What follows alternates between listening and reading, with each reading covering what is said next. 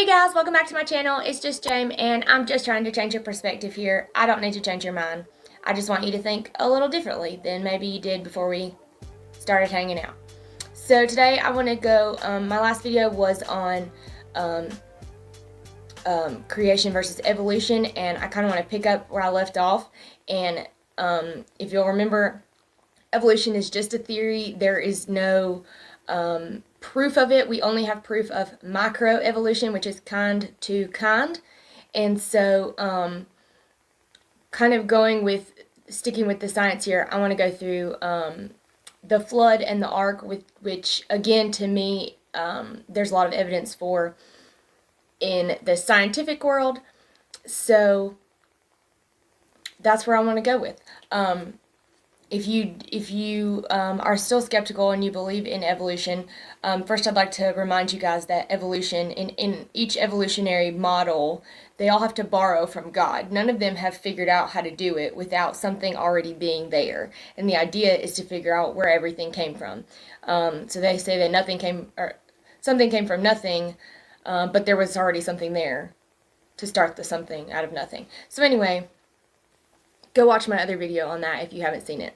So the Bible says that we were created, that Adam and Eve walked with God until they ate of the tree of the knowledge of good and evil. And this kind of, I'm not going to get into this, but this is kind of where your free will stuff starts coming into play, and things like that, because people like to say, well, God is responsible for this. Why would God let this happen? God is all good. He is only good. But just the very fact that there is all good, there has to be an opposite to that, right?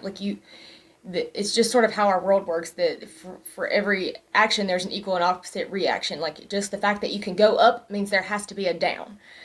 Just the fact that there is a cold means there has to be a hot. So the beauty of science to me is that it explains the existence of God. And that is, if you'll look back, that's kind of really how science got its start, was because it was people trying to learn more about God's creations. And many of our biggest scientific discoveries were from scientists who had the mindset of creation and of a biblical worldview.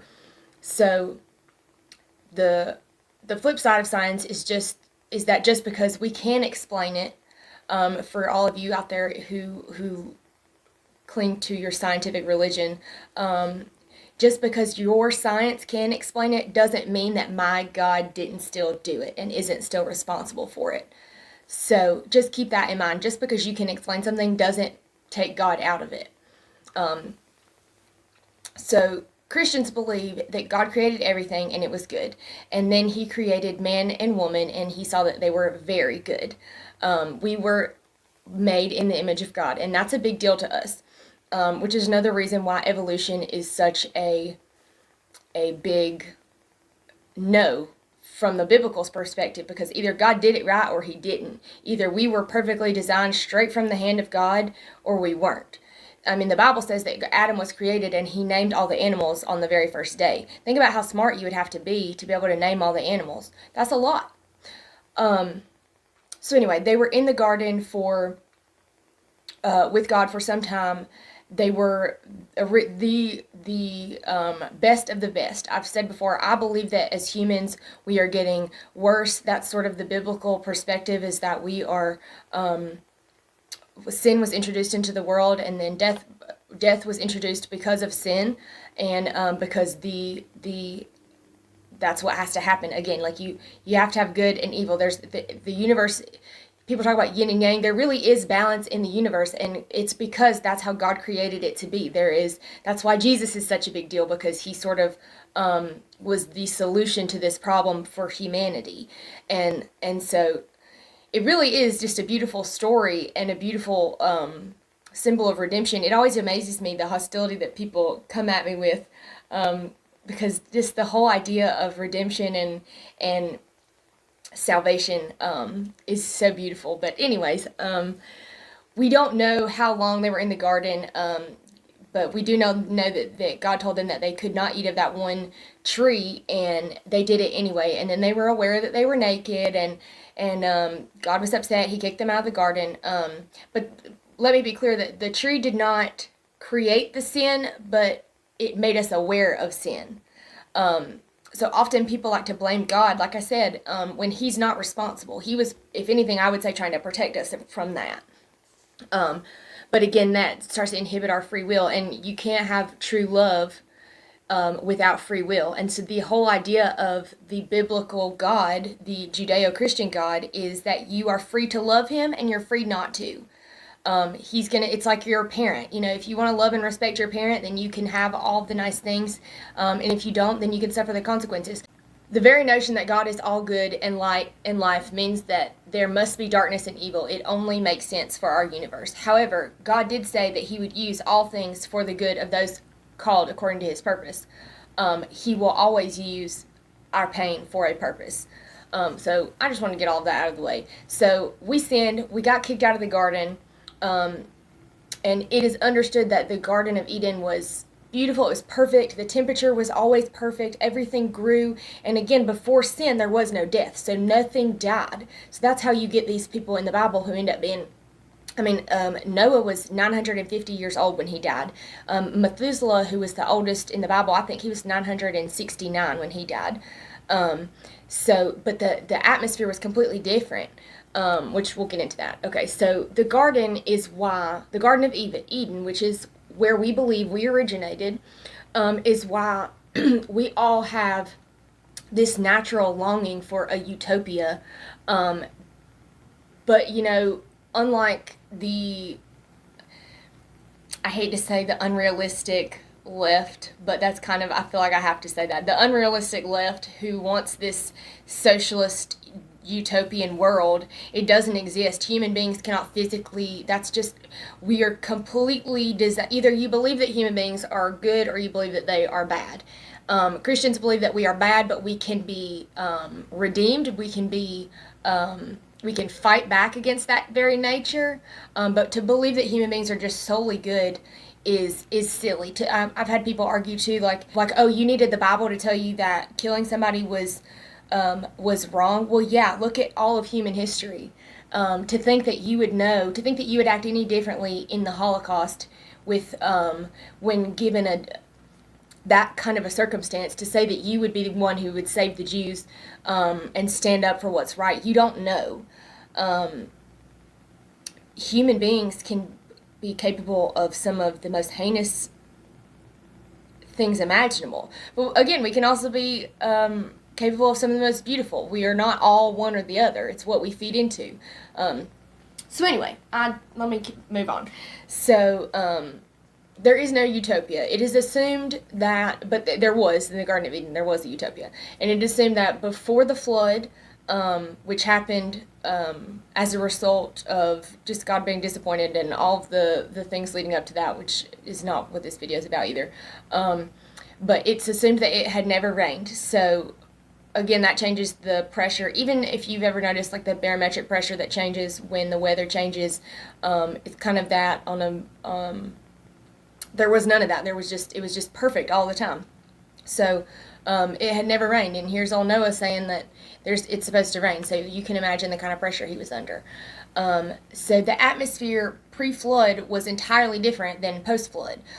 We have a couple of things for sure that we can kind of attest to that. For one thing, insect fossils. So insects breathe through their skin, and they only breathe what oxygen is available in the air. So we have these gigantic fossil insects, insect fossils. Anyways, it doesn't matter. These giant insects that have been fossilized, which is proof that at one time they were able to grow a lot bigger because there was more oxygen in the air. And again, the oxygen allowed them to live longer. It allowed them to grow taller. So they found petrified air bubbles. They checked the oxygen content of these air bubbles, and they were 200% greater than our O2 now. So that's pretty interesting. people act like the ark is just a child's story. No, no, no, no, no. It happened. Um, it was real. The Bible gives measurements for it. There is a museum in Kentucky that you can go, and they have all kind of stuff about the ark. Um, but Jamie, okay, I know what you're thinking. But Jamie, how did all of those animals fit on the ark? I'm so glad you asked. They were babies. They were small. They were durable. They slept a lot. Also, remember that there were not as many species then as there were now. It says one of every kind. So that means that it was not two chihuahuas and two poodles. It was one dog. It was probably a wolf or a coyote or some sort of a dingo-esque thing. I don't know what it was. Okay, I wasn't there. But luckily, all of our dogs came from this one species of dog, this one kind of dog that was on the ark. The ark did not have insects. It did not have water animals. They have the ark figured out. They have. They even think that they have found it. There's a place at Mount Ararat. You can look this up, and where it looks like it's a boat. Some people have said, like it kind of is in the shape of a boat, and it is sort of not reacting the way like a rock would react. And ironically, I don't know if it's Mount Ararat or maybe like a city near it, but one of the cities in that right there where it was found, it means the village of 8. And we know that there were 8 people on the ark when it landed. There's Noah and his wife and his kids and their wives. So we know also that there are an estimated 500 legends and or stories of a global flood. The Bible says the earth was completely covered. So there's a lot of evidence that points towards a flood. Mass fossil graves, for one thing. Piles of they act like fossils were just like they laid down and died. That's not how it works. No, that's not how it works. What we think happened is the fountains of the deep broke open, and the water rose. It also did rain, and the combination of those things filled the entire earth and was probably pretty rowdy. And it was probably pretty quick. I mean, it had to have been a very quick thing. We know that because we have found, like I said, these mass graves of just like multiple animals that don't go together. Like sea animals with livestock kind of things. And a lot of people think that because we don't find humans in these graves, that's because humans weren't around then. No, no, no, no, no. Humans are just smarter, and we probably all went to higher ground, which means that we likely died last, which means that we didn't get buried by all of the soot and all the just sediment of what comes with a flood. Look up any flood on anywhere in the world, and you'll imagine that times a million, and that's probably what we're dealing with here. So many fossils where animals where they clearly died in distress have been found. Like, I'm talking about like buried with their mouths up, like trying to get a little bit of air, buried with food like still being chewed up in their mouths. There's something happened, and it was really, really bad, okay? There is obvious evidence of massive decay throughout creation. And before I go too much further into that, let me hit on the fossil record and the geologic column, because if you don't know those, then you might be like, well, what about that? What about that? Well, here's the thing. They date the fossils by the column and the column by the fossils. They tell you that the fossils they'll tell you that the fossils are dated and named and kind of categorized based on where they are found in the geologic column. But then they'll turn right around and tell you that they date the geologic column based on the fossils that they find in said geologic column. So that is circular reasoning at its finest, and then you have the idea that like We've found trees buried in the upright position, going through multiple layers of strata. Like, how did that happen? I don't know. Maybe there was a giant flood and it was buried.